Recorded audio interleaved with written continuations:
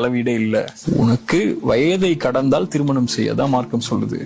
உன்னுடைய ஆசை ஹலாலா தீர்ப்பதற்கு, முழுமையான இன்பத்தில் தீர்ப்பதற்கு இறைவன் வைத்திருக்கக்கூடிய நியதி உன் மனைவி, உன் கணவன். இந்த உறவுல சரியாயிட்டீங்கன்னா முடிஞ்சிரும். அப்படி ஒருவேளை உனக்கு மனைவி அமைந்தும் கணவன் அமைந்தும் உன்னால உன்னுடைய விஷயத்துல தீர்த்தியாக முடியல, ஒரு பெண்ணுக்கு அந்த குறை இருக்கு, ஆணுக்கு ஒரு பெண்ணு குறை இருக்குன்னா ரெண்டு பேரும் அல்லாஹ் பயந்து விலகிக்கோங்க.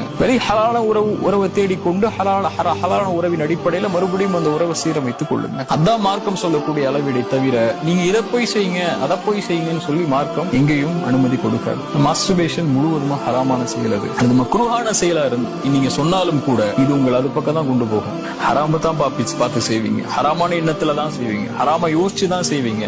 அது யார வேணாலும் யோசிப்பீங்க. அதே யோசனை உங்க தாய் மீது கூட வரும், உன் சகோதரி மேல கூட வரும், உன்னுடைய குடும்பத்தில் இருக்கக்கூடிய ஒரு பெண்ணை தவிர நினைச்சு கூட வரும். அதுக்கு எதுக்குமே அனுமதி கொடுத்துட கூடாது. இப்ப இதை தடுத்தா மட்டும்தான் அனுமதி ஏற்படாது.